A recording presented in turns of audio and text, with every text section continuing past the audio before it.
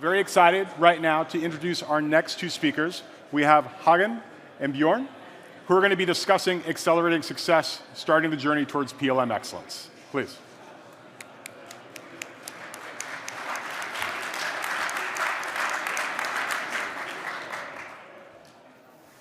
Thank you very much, and welcome back. I'm very pleased to have Grundfos here with us on the stage today, represented by Björn AXLING, Head of Global PLM at Grundfos. We've been working with Grundfos for several years, more than 20 years, primarily in the CATIA design area and also a little bit in the Enovia area. Now there is a big PLM project being launched, and Björn is heading that, and I'll give the word to you. Great, thank you very much. Hello everybody, Björn AXLING. So I'm a Swedish guy on sort of having taken my refuge to Denmark. So I joined Grundfos a couple of years ago with a specific mission of really sort of trailblazing and boosting our capabilities in PLM. So I'm going to share with you a little bit today around that journey so far, giving a bit of an outlook towards the future, and then given where we are, sort of leave you with a hope to come back in a couple of years to actually show a little bit more of what we've actually accomplished. Myself, I joined Grundfos 2 years ago, having a background of 20+ years, more in sort of the broader spectrum of innovation. So everything from upstream innovation strategies all the way down through sort of nitty-gritty R&D stuff, but everything in some point or another very much relating to PLM, and that is becoming more and more important every day, I would argue. Here representing Grundfos, but also here representing a tiny faction of the PLM community, and that is, of course, the barbecue fanatic, black metal loving part of PLM.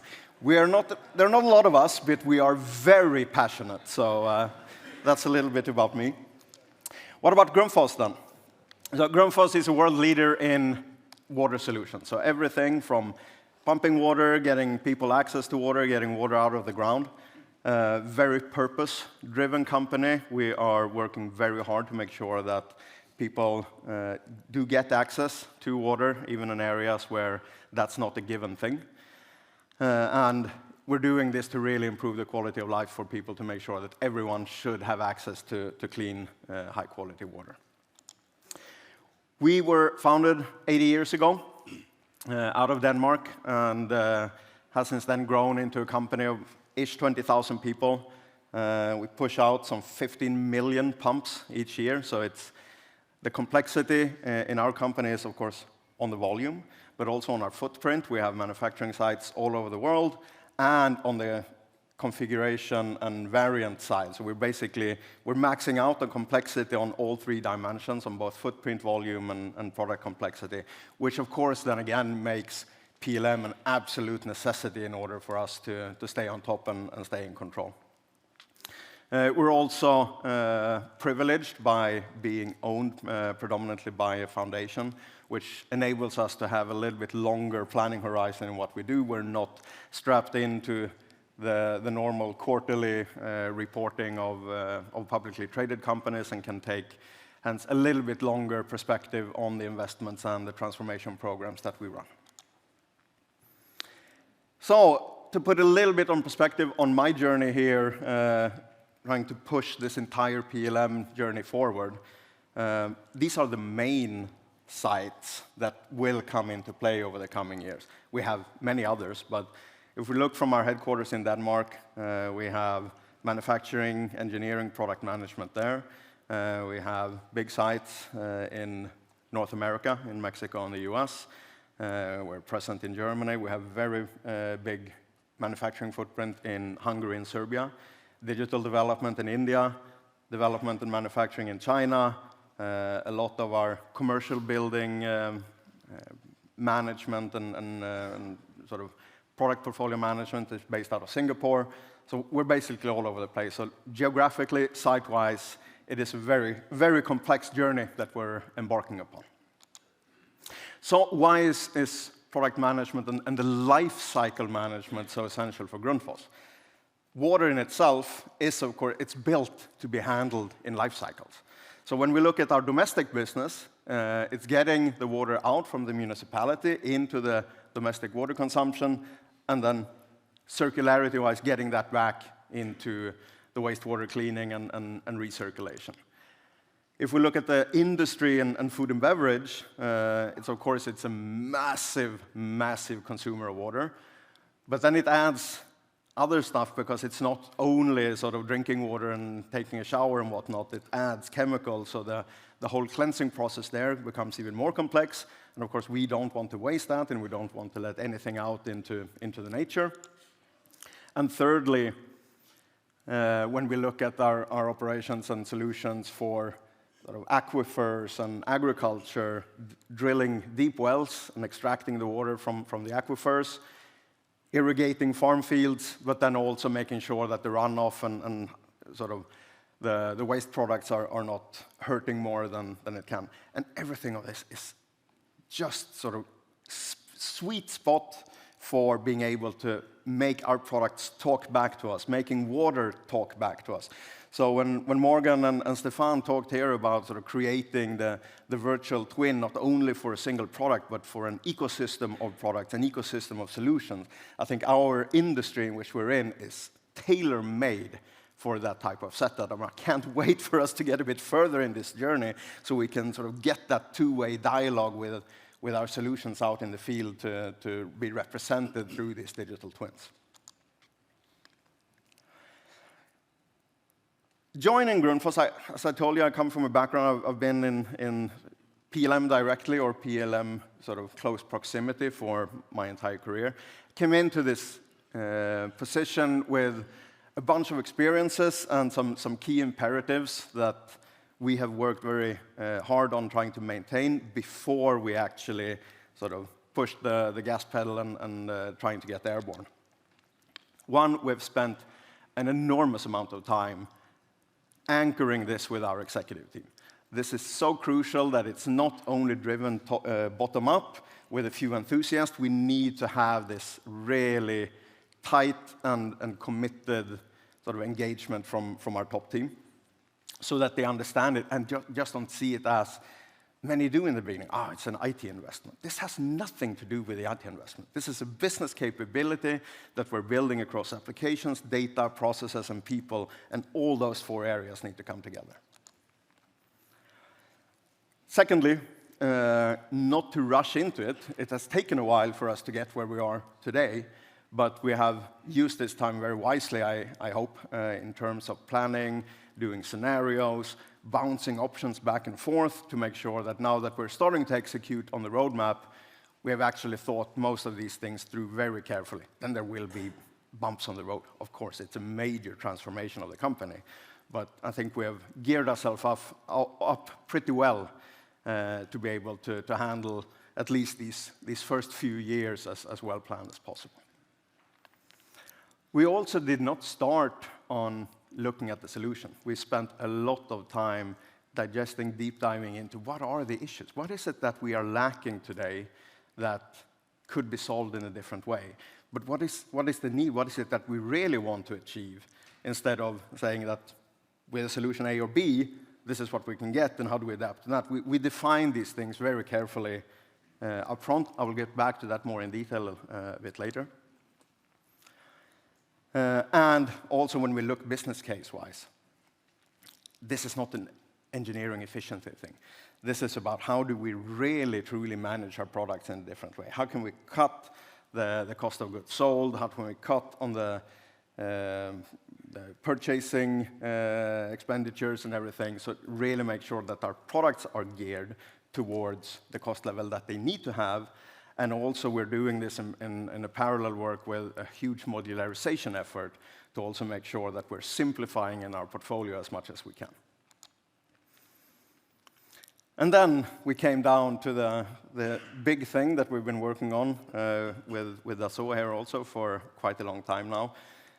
We sent out a very, very thought-through RFP. We invited all the key players, and we have really spent a lot of time digging down below the surface. What what does it mean? How do you engage? What services do you provide? But more importantly, what kind of a company are you? Because I don't want this to be a buyer-supplier relationship. I want to have a deep strategic partnership. And then you have to also match on the cultural level with your PLM platform provider and not just have it as a sort of standard contract to buy some licenses and implementation.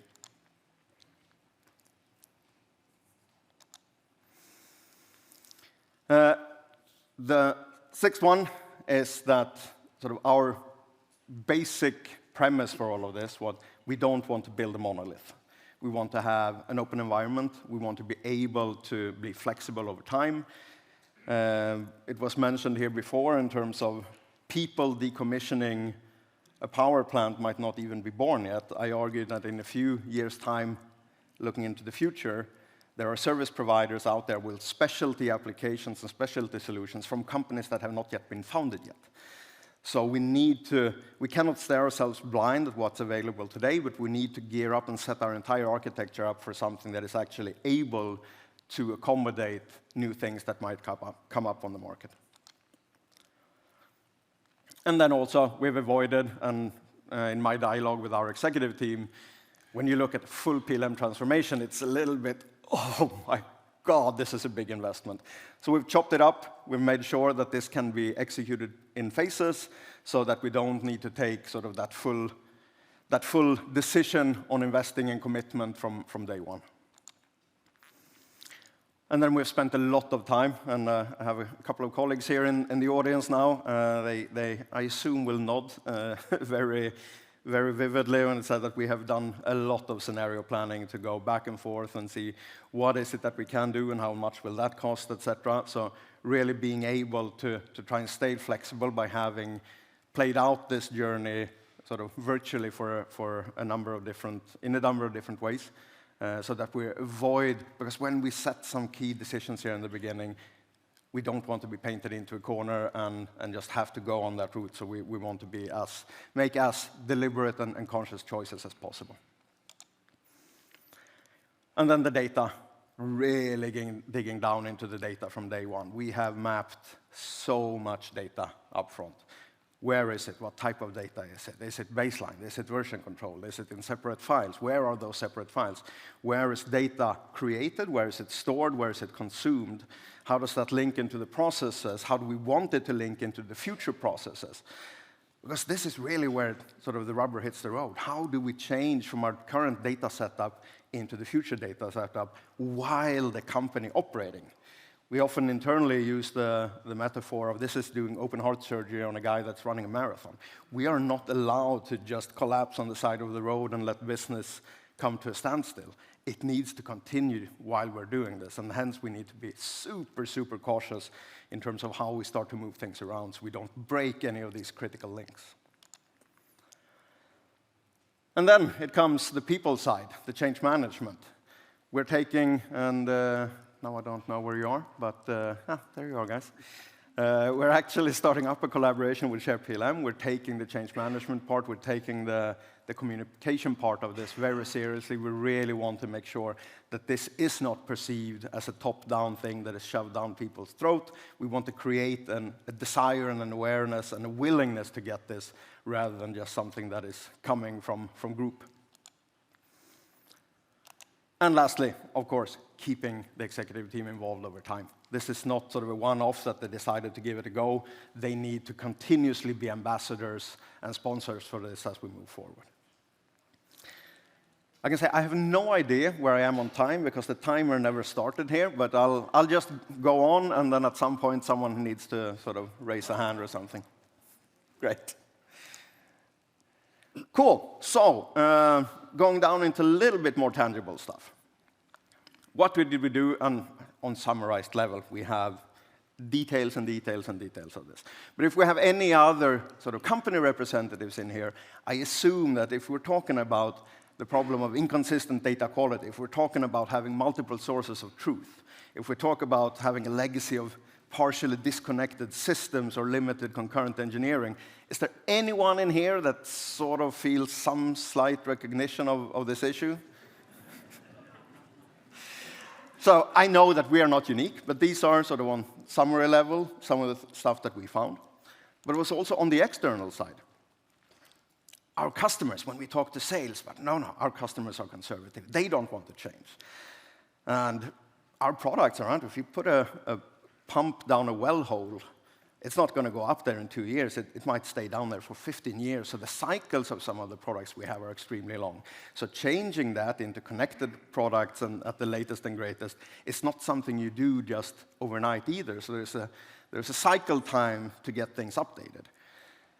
We are hoping that the regulatory changes in terms of energy efficiency and higher demands on water would be going faster. But for now, it is what it is. But this is actually something for a company such as ours. This could be turned into a competitive advantage. So be able to ride that wave of regulatory change to make sure that we have the digital product passports and whatnot. So this is actually something we welcome, but it's not yet pervasive. So it's not something that we can use to exclude some of our competitors. And then, of course, it's siloed standards. We are working domestic, commercial, industry, water and utilities, wastewater cleaning and stuff like that. Standards differ between geographies. So it's a whole lot of stuff that we need to keep control of and make sure also that our offering is compliant wherever we choose to do business. And then we had a look at the backbone. If we look through the life cycle of how we operate, I need to click again. There it comes. We've had a fantastic ERP implementation. It's actually one of the good things. We're pretty homogeneous on the ERP side, so we don't have 15 different versions. But adding on to that, we have this little thing of individual spreadsheets and text documents and SharePoint sites, which is making it a little bit harder to find what you're looking for. Then we had the requirements management a little bit on the side. We had the MES, not yet fully implemented, but sort of on its way. And then we have the field service management, also a little bit on the side. And then we have the digital sort of connectivity touchpoints with the customers and our CRM system. This has made it very hard because we have these pieces of the train. As you say, it's a stop and go, manual copy-paste, things moving one side to another, documents being sent as attachments, someone continuing to work on the attachment that they just sent, while the next guy also started to work on it, and all of a sudden we have two masters. So all these typical things that happen when you don't have a single source of truth. So what we're going towards when we are defining the whole end-to-end lifecycle architecture here is really to get this PLM as the common denominator, to have this seamless digital thread from A to Z, and to be able to make the connections in through one of the core pillars of our future architecture being the PLM platform, together with the ERP and the CRM and the MES.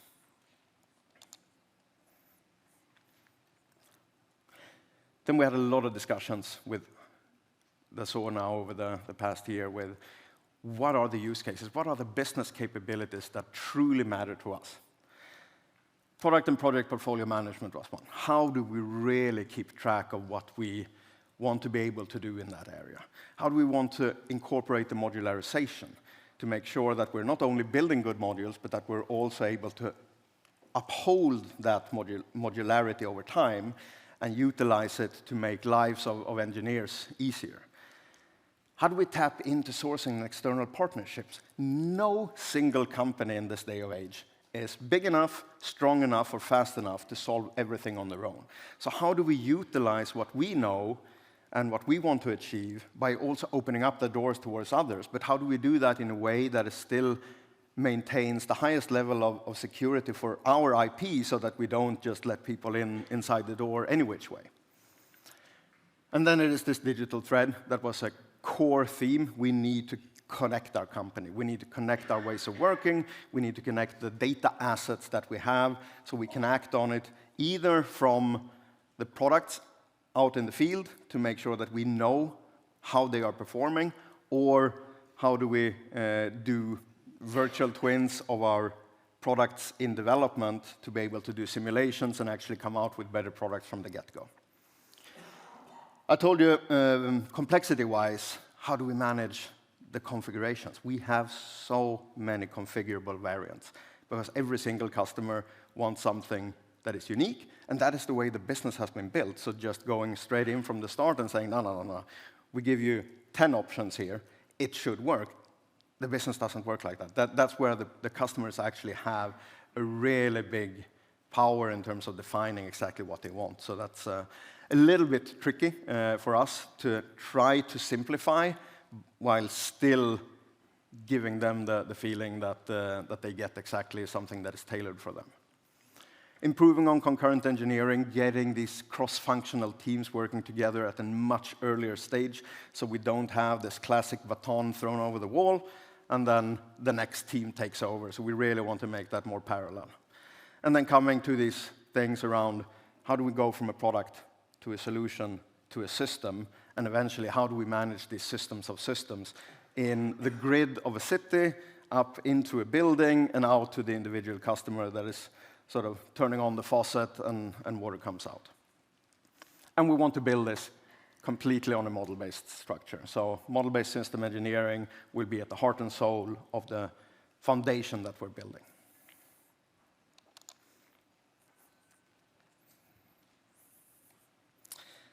Then, I mentioned this around, and Kyle, you're in a bit of trouble here because someone has been tapping into my presentation and stolen the hexagon, I saw. Yeah, you were on stage first. No, but I don't want this to be a buyer-supplier relationship. The one thing is now the PLM implementation that we're doing. The second thing is how do we support each other to drive change management? How can we tap in to the experience of Dassault, who has done this for hundreds and thousands of clients in different industries, seen all the pitfalls and so on. So how can we leverage that?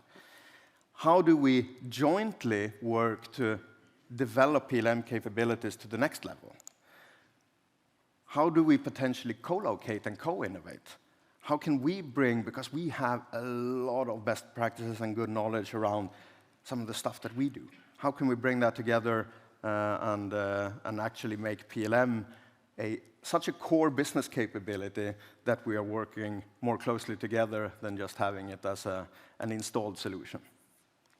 How do we utilize these ecosystems and networking? This being a perfect example of getting people together with a shared interest. How do we get to this end-to-end virtual twin? How do we really harness the power of AI and advanced analytics and this so we can bring intelligence to our users rather than just sort of normal solutions? We want to make them smarter. Then we have this. How do we continue to develop thought leadership? How do we join conferences together? How do we do stuff like this, which I don't mind standing here on stage now. As I said, I'm looking forward when I can actually talk about more of the accomplishments than the plan forward. But can we also do something together in terms of fostering the next generation of PLM professionals so that we're actually making sure that we have a steady supply of young, bright engineers that want to step into this field? When I was studying as an engineer, PLM was not something that was on top of mind for me then. It was sort of not heard of that much. But I think the more and more we're getting into this virtual world, this virtual twins, this will be such an enabler for business across any industry. I think there are a lot of stuff here where we from Grundfos really want to engage far beyond this traditional buyer-supplier relationship. And then can we also utilize this to make sure that we're getting some positive traction? Can we share our success stories? Can we create some passion and excitement? I think that would be really, really cool. So I've taken you a little bit sort of down this water stream. And as you know, water always comes from a source, which brings me a little bit to sort of what is the source of our thoughts around PLM and what do we stand in front of? And what could be better than the pristine lake up in the Himalayas, sort of crystal clear water? But that also leads to, if we are there, what is in front of us? And that is really our journey. Our journey is Everest. The transformation, the full transformation of PLM capabilities in a company such as big as Grundfos is really a journey to the summit. So what we're doing right now is that we're basically setting up, base camp. We're establishing this broad foundation. We're taking these initial decisions to set everything up. And then it will be a stepwise approach, scaling these capabilities, going more and more advanced, and then sort of really coming to what can be benchmarked as a best practice, but we're not satisfied there. I am driving this at Grundfos because I want to be recognized, and I want Grundfos to be recognized as a global leader. We want to be used as the benchmark when it comes to future PLM. We're definitely not there, but that's my ambition, and I really look forward to that journey. And how does that look, to wrap up here? It is, there we go. It is a program, and we've set it up with a really good program/project setup. So we have everything around getting the licenses, we have everything around setting the organizational changes, the governance, and the program management is handled in a central program. And then we are doing, there it comes, separate projects. So phase 1, which we are in right now, we are starting with moving our CAD from V5 to V6 onto the cloud. And then we are starting upstream. How do we actually set the portfolio management, and how do we set the requirements management so that engineering have crystal clear guidelines on their expectation on what to solve? And given that we are a primarily hardware company, adding on, of course, software and digital, but we need to anchor this into the hardware. So we're starting there also with the mechanical component management and basing all of this into the transition into model-based system engineering. Then we have a phase 2. Then we will have sort of our digital twin from product management into product development, then moving into taking the rest of the component management, adding all the digital and software stuff, going into manufacturing. Phase 3, going out towards the suppliers, going into the compliance, and making sure that the whole sustainability part is captured.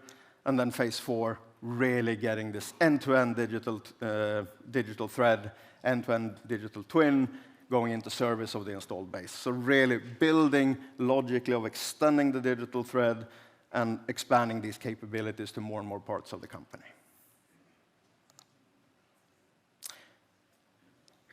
And as I said, now we have given not to take group management hostage. We have deliberately said we have individual approval points for these different phases. So now we have green light for phase 1. Now we have sort of the accountability and the expectation to show that we actually deliver something. And then they will give a green light to phase 2, and so on. But it is a really phased approach where we need to maintain sort of progress and show value so that group management feels comfortable in sort of releasing funding for the upcoming phases. That was it.